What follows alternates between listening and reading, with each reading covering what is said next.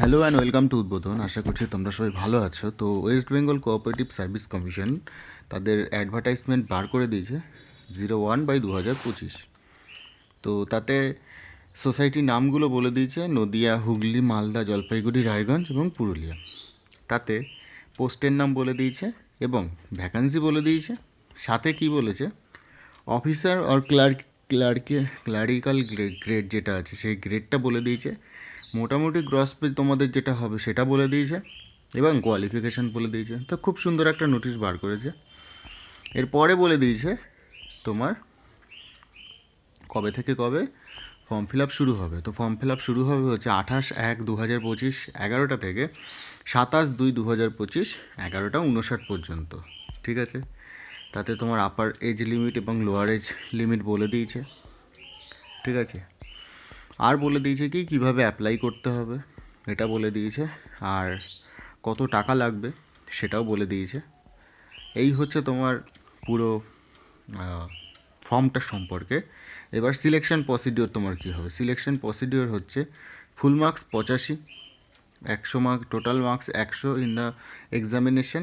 তো টোটাল 85তে তোমার পরীক্ষা হবে রিটেন টেস্ট, সিবিটি, এবং 15 নম্বর হচ্ছে তোমার ইন্টারভিউ। সিবিটি 1-এ থাকবে হচ্ছে Bengali, English, mathematics, general knowledge আর ক্লারিক্যাল অ্যাপটিটিউড। ঠিক আছে, 2 ঘন্টা সময় থাকবে। আর তোমার হচ্ছে গিয়ে 1:10 অনুপাতে ডাকা হবে ডেসক্রিপটিভ রিটেন টেস্টের জন্য যদি থাকে। আর যদি ডেসক্রিপটিভ রিটেন টেস্ট না থাকে সেক্ষেত্রে তাহলে তোমার 1/6 অনুপাতে ডাকা হবে। ঠিক আছে, এটা হলো স্টেজ 2টায়। আচ্ছা, স্টেজ 2 সব কিছুর ক্ষেত্রেই রয়েছে, তাহলে সেক্ষেত্রে তোমার ফুল মার্কস হচ্ছে 50 এবং তাতে তোমার 15 বেশি পেতেই হবে। এরপর হচ্ছে স্টেজ 3। এই হচ্ছে তোমার পুরো সিলেবাস সিলেবাস তো বলেনি, মানে কিভাবে কি পরীক্ষা হবে সেটা বলে দিয়েছে। তো এই হচ্ছে পুরো নোটিফিকেশান। তোমরা যত তাড়াতাড়ি সম্ভব এটা ফর্ম ফিল আপ করে দাও। খুব ভালো একটা পরীক্ষা, কিন্তু এই পরীক্ষাটার না একটা সমস্যা আছে। সেই সমস্যাটা হচ্ছে এরা না প্রিলিমিনারির তোমার কত পেয়েছো সেটা তোমাকে জানাবে, না ইন্টারভিউতে কত পেয়েছো সেটা তোমাকে জানাবে, না ডেসক্রিপটিভে কত পেয়েছো সেটা তোমাকে জানাবে। যেহেতু আমি এই পরীক্ষাটা দিয়েছি এবং আমি এই পরীক্ষাটার মোটামুটি চারটে ইন্টারভিউ দিয়েছি, 4বার। ঠিক আছে, চারবার ইন্টারভিউ দিয়েছি। তো আমার একবারও সিলেকশন হয়নি, এটা আমার ব্যর্থতা।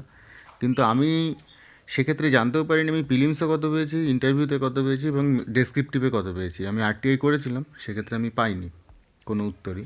তো যাই হোক, তোমাদের জন্য অল দ্য বেস্ট। ভালো করে পরীক্ষা দাও, ফর্মটা ফিল আপ করো। মোটামুটি ভালো পরীক্ষা, অনেকেই পেয়েছে, চেনা পরিচিত দুজনকে আমি চিনি, তারা পেয়েছে। তো ভালো করে তোমরাও পড়ো, আশা করি হয়ে যাবে। ভালো করে পড়াশোনা করো। তো অল দ্য বেস্ট সবাইকে।